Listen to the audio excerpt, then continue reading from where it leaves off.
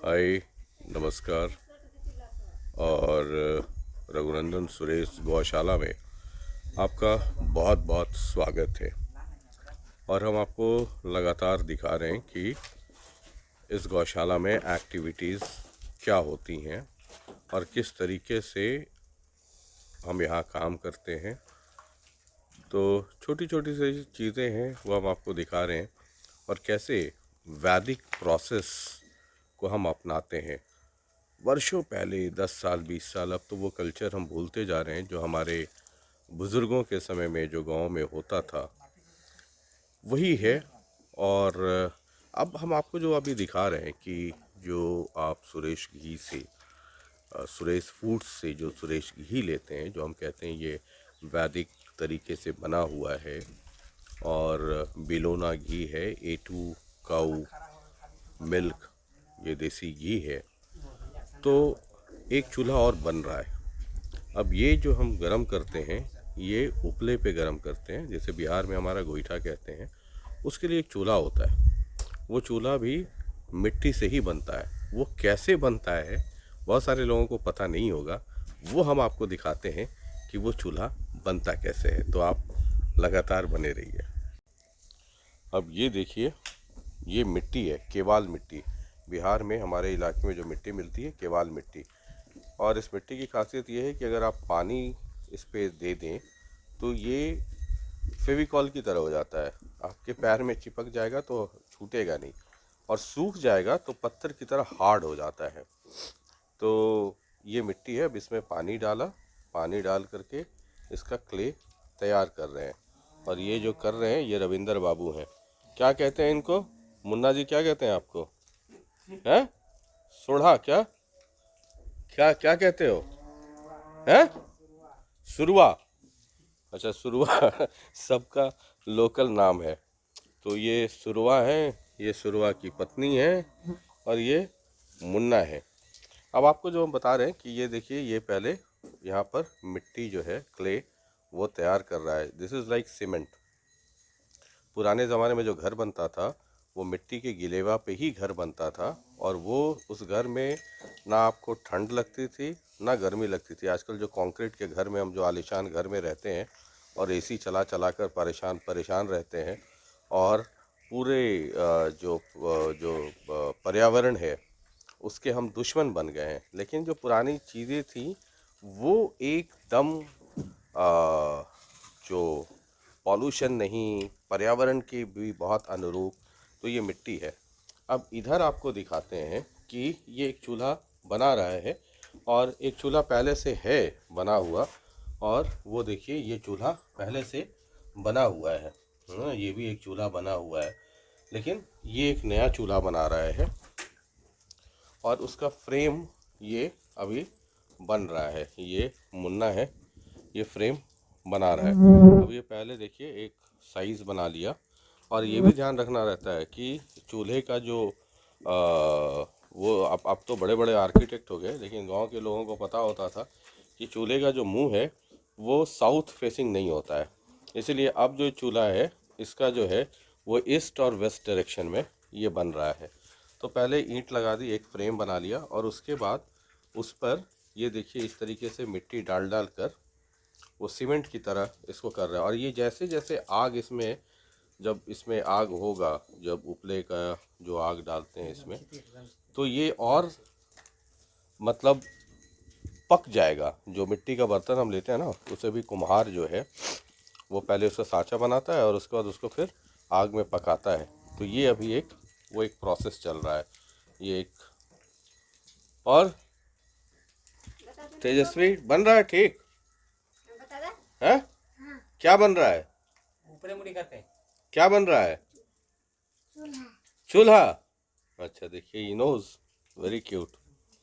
तो ये देखिए, ये बन रहा है, प्रोसेस ये चल रहा है। और जब ये काम करना शुरू करेगा तो भी हम आपको दिखाएंगे कि हाँ ये कैसे काम कर रहा है। तो ये देखिए, बहुत सारे जो शहर में जो लोग रहते हैं, जो बच्चे हैं, उनको पता नहीं होता है, बच्चे छोड़ दीजिए। और मैं अक्सर ये कहता हूँ कि आप शहर में तरक्की कर सकते हैं, लेकिन जो संस्कार है वो आपको आपके गांव से ही मिलता है. So everyone should concentrate on this also.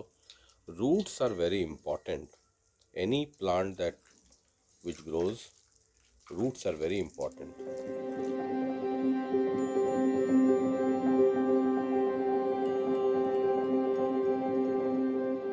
अब ये देखिए, इसके साथ साथ जो है सीमेंटिंग भी हो रही है. मड से ही, मड सीमेंटिंग. ये पानी से देखिए ये एकदम चिकना हो जाएगा. अब ये देखिए क्या शेप ले रहा है. तो पहला लेयर ये बना है. इसमें कितना कितना रद्दा लगेगा? अच्छा, 4 रद्दा मीन्स लेयर. तो यहाँ पे उसको रद्दा बोलते हैं कि इतना रद्दा लगेगा, मीन्स 4 लेयर लगेंगे. तो ये ऐसे ही इसको बनाता जाएगा. और उसके बाद जैसे सीमेंटिंग होती है वैसे ही सीमेंटिंग भी होगी. और ये इधर से क्ले को एकदम सीमेंट की तरह बना बनाकर वो देता जाएगा. और इस मिट्टी से ये चूल्हा बनता भी बहुत बहुत अच्छा बनता है. और जब बन जाएगा तब आपको दिखाऊंगा कि कैसा बना. तो ये प्रोसेस है. और दिस इज़ व्हाट इज़ वैदिक. वैदिक जो प्रोसेस है, जो मतलब वही है जो हम पहले इस्तेमाल करते थे अपने गांव में. आहिस्ता आहिस्ता वो चीज़ें ख़त्म हो गई. अब गैस और ये और वो सारी चीज़ें आ गई हैं, लेकिन इसका अपना महत्व है और इसकी अपनी खासियत है, इसका अपना इम्पोर्टेंस है.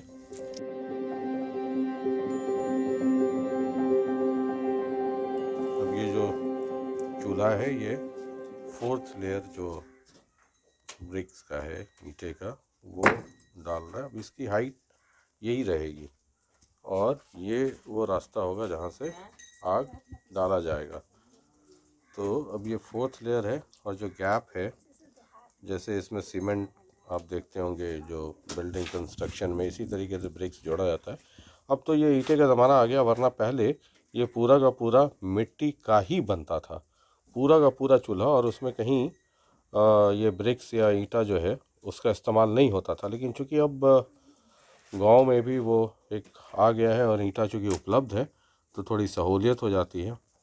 और ईंटा भी बेसिकली मिट्टी ही है, मिट्टी को ही पकाकर आग में और वो ईंटा बनता है. तो ये एक बड़ा चूल्हा है. और अब इसमें जो सीमेंटिंग का काम होता है वो इसमें क्ले से हो रहा है. और जैसा कि मैंने आपको बताया कि जो हमारे इलाके में मिट्टी है इसको केवाल मिट्टी कहते हैं. अगर पानी डाल दिया जाए तो ये बहुत ही क्या कहें उसको, मतलब बहुत चिपकने वाला, हम तो अपनी भाषा में उसको कहते हैं लस पकड़ना. जैसे फेविकॉल या गम में लस होता है, उस तरीके से इसमें असर होता है. और ये देखिए इस तरीके से उसको पानी और फिर हाथ के सहारे उसकी सीमेंटिंग की जाती है. ये देखिए. और ये फिर जब आग में पकेगा तो ये पत्थर की तरह हो जाएगा.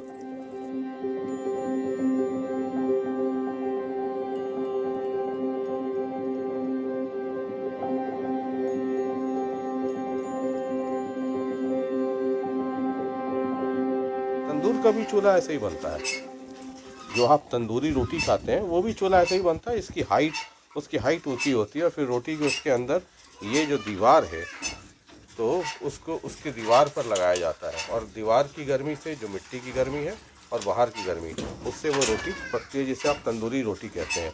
या जो भी आप तंदूरी आइटम जो खाते हैं, तो ये तंदूरी चूल्हा भी ऐसे ही बनता है. एंड दिस इज़ वैदिक चूल्हा. तो ये है. पहले ये सोचते थे हम कि जिनके पास साधन नहीं है वो ये करते हैं, लेकिन आहिस्ता आहिस्ता हम फिर वापस उसी ज़माने में लौट रहे हैं. तो एक बार इसको ये कंप्लीट हो जाए फिर इसकी फिनिशिंग कैसे होती है वो आपको दिखाएंगे. अब जो ये लास्ट में जो मिट्टी के लिए जो बन रहा है, ये ऊपर से 2 रॉड, तुम सान करके दे दो. हाँ, ये अब ये 2 रॉड दिया गया है इसके मुंह पर. और ये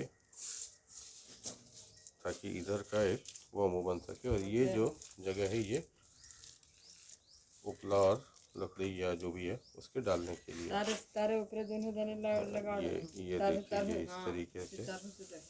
अब ये जो मिट्टी था इसमें राइस स्ट्रॉ जो है पराली जिसे कहते हैं, उधर हमारी तरफ नेवारी कहते हैं। ये डाल करके ताकि ये थोड़ा ऐसे ऐसे कर हार्ड हो।